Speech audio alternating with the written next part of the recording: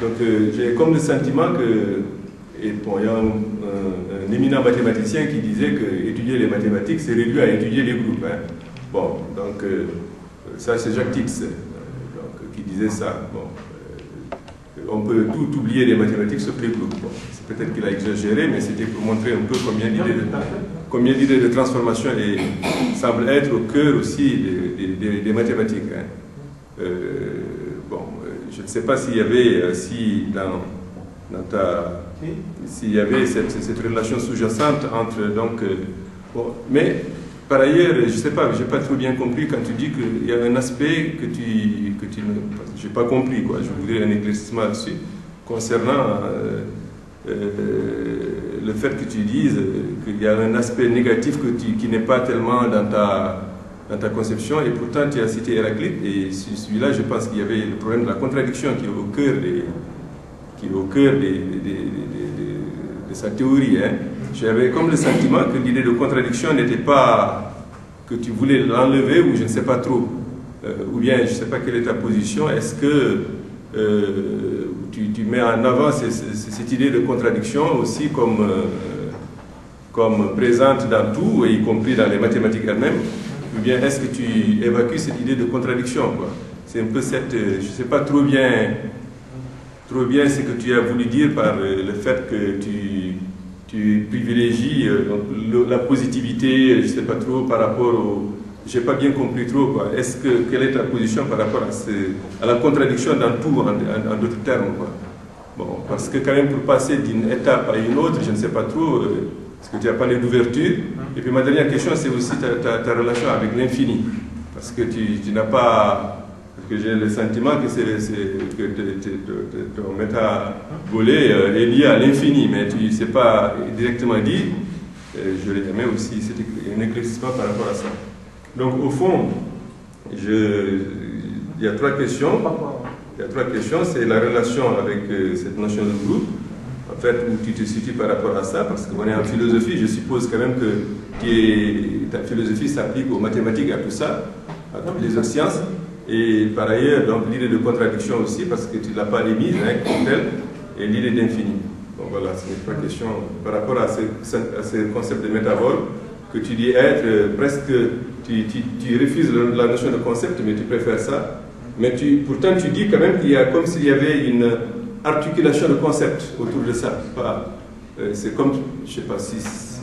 Hein, bon, je ne sais pas trop aussi par rapport à... Voilà mes questions, je ne sais pas si c'est clair. Si, tout à fait. Je vais répondre aux 3 points. Donc, je vais d'abord répondre sur le groupe. Effectivement, ma réflexion dans les années 70 était partie de ce qu'on appelle la théorie des ensembles en mathématiques, en logique. Et la théorie des ensembles est fondée sur les relations. C'est pour ça que j'ai parlé de philosophie de la relation. Dans la théorie des ensembles, il y a des conjonctions, des bijections, des relations ensemble, qu'on appelle deux ensembles, et puis il y a des relations entre ces deux ensembles. Il y a par exemple des relations de transitivité, etc.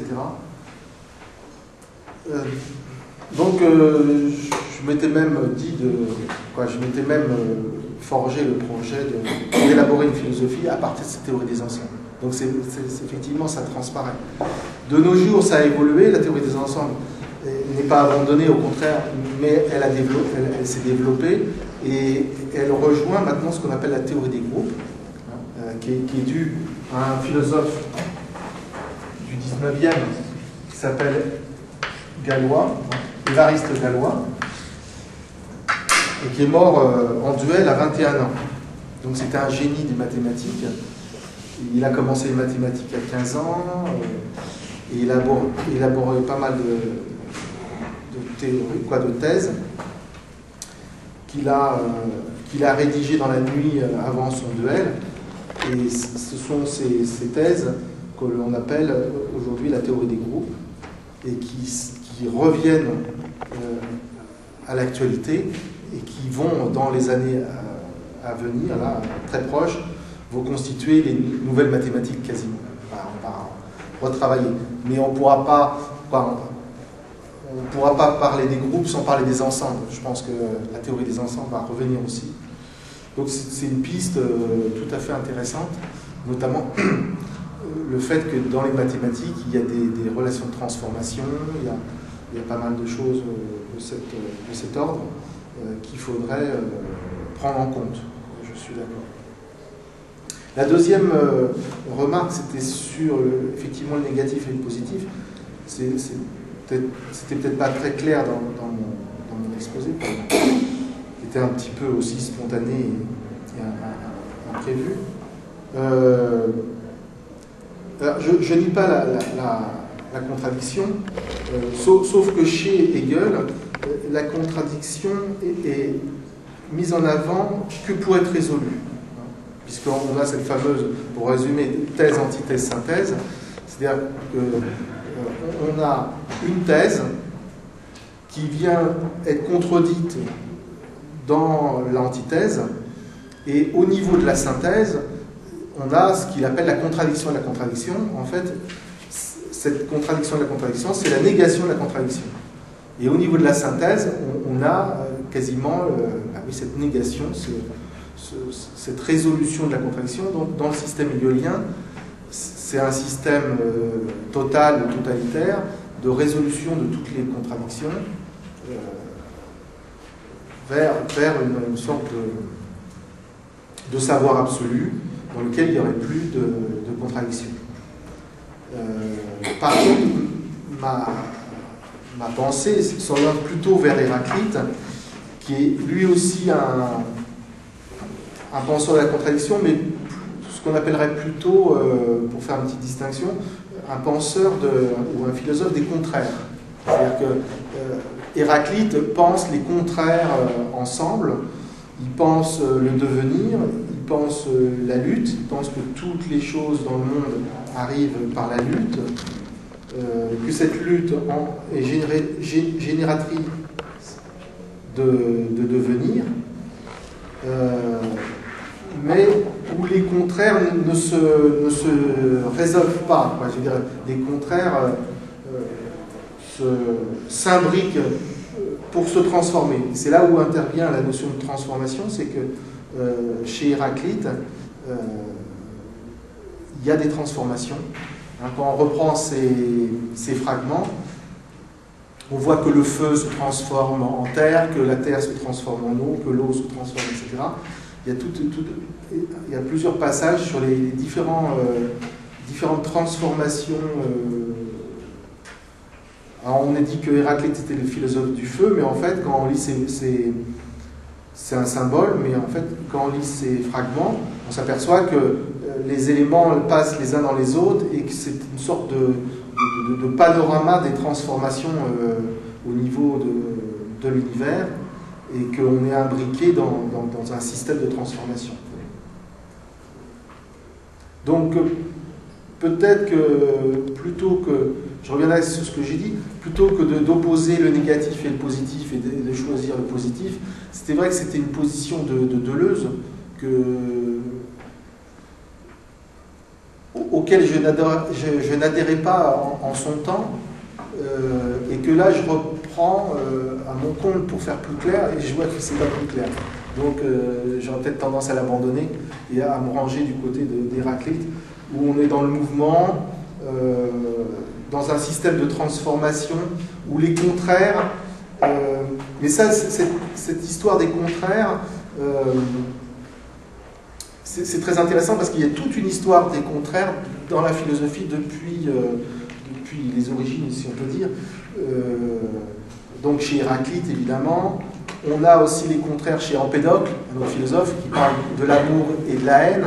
Et on voit bien que l'amour et la haine sont deux forces contraires, mais qui essayent de s'annihiler l'un l'autre, mais qui restent tout le temps amour et haine. Alors il y a des moments d'amour et des moments de haine, des alternances chez Empédocle. Et après, il y a d'autres philosophies, comme celle de Giordano Bruno, qui a été brûlée par l'Église en 1600 à Rome, et qui aussi pensait les contraires. Donc, Il y a un petit peu ça aussi chez Spinoza, une philosophie des contraires, quand il parle de la joie et de la tristesse. C'est-à-dire qu'il faut que l'on dépasse la tristesse pour aller vers la joie, mais jamais la contradiction joie-tristesse n'est abolie. Contrairement à Hegel. C'est pour ça que je critiquais un petit peu la conception hegelienne de la contradiction, parce que le but de Hegel, c'est de nier la contradiction. Au final, bien qu'il la mette en avant et que ce soit le moteur de l'histoire et le moteur de tout. C'est vrai que le philosophe de la contradiction, c'est bien Hegel, mais au final, il la nie. Donc c'est pour ça que j'avais une petite réserve sur ça. Et le troisième point, c'est l'infini. Et c'est le point que je n'ai pas abordé, mais qui est capital, parce qu'en fait, toutes ces conceptions que j'ai un petit peu avancées sont liées à l'infini, puisque c'est une ouverture, mais c'est effectivement une ouverture à l'infini. C'est une conception, d'ailleurs, assez spinoziste, puisque chez Spinoza, la nature est infinie. Dès qu'on ouvre l'éthique, la première page de l'éthique, c'est la nature est une substance infinie. Donc, c'est pratiquement le b.a.-ba, l'axiome numéro 1. Et c'est vrai que l'on réfléchit de nos jours dans des conceptions de l'infini, d'un espace infini. C'est vrai que dans les années 80, 90 et tout, l'astrophysique a fait de grandes découvertes. Depuis l'an 2000, elle en fait encore d'autres. Et on s'aperçoit, avant la Seconde Guerre mondiale, on pensait que l'espace était encore observable. Maintenant, on s'aperçoit qu'on découvre des exoplanètes, on découvre des galaxies de plus en plus lointaines. On en est à pratiquement des millions de galaxies, voire des milliards. Là, on dépasse même l'entendement. C'est-à-dire que la réalité infinie dépasse notre capacité même à penser l'infini. Et donc, il y aurait aussi, par rapport à cette notion d'infini, puisque tu t'intéresses aux mathématiques, il y aurait un autre mathématicien qui s'appelle Cantor, qui a travaillé sur les infinis, et lui, il a parlé de transfini. Donc on serait... D'ailleurs, il parle d'ensemble transfini. Donc on est vraiment dans les notions de groupe, les notions d'ensemble, les notions de transfini. Avec tous ces mathématiciens, c'est vrai qu'il faudrait faire un parallèle et utiliser les mathématiques à bon escient et travailler ça. C'est vrai que les mathématiques sont très riches, mais par éducation, par tradition, la philosophie ne s'en occupe pas. Donc il y a quelques philosophes comme Descartes d'ailleurs qui faisaient des mathématiques, Leibniz aussi, mais il est dans la tradition de peu s'en occuper. C'est-à-dire qu'on depuis le XXe siècle, on a basculé dans des philosophes plutôt littéraires, que ce soit Bergson, que ce soit Sartre, qui était écrivain, romancier lui-même.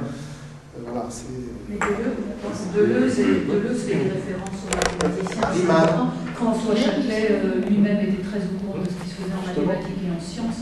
Donc, justement, et en plus, c'est par rapport à la position de la philosophie après la Seconde Guerre mondiale, dans la question de l'éclatement de la philosophie comme discipline, par rapport à l'ouverture de la philosophie même comme mode de pensée, voilà, je crois que les philosophes de l'après-Seconde Guerre mondiale, je veux dire pour aller vite... Oui, mais justement, voilà, c'est pour ça que jusqu'à Sartre, là quand je parlais des philosophes littéraires, je parlais jusqu'à Sartre, et effectivement, à partir de Deleuze, il y a une prise en compte des mathématiques, d'autres champs, voilà, le fait que ça soit ouvert, le fait que, c'est ce que disait René Scherer hier, quand il disait qu'en fait, l'aventure de Vincennes, ça a été l'aventure de l'ouverture au dehors.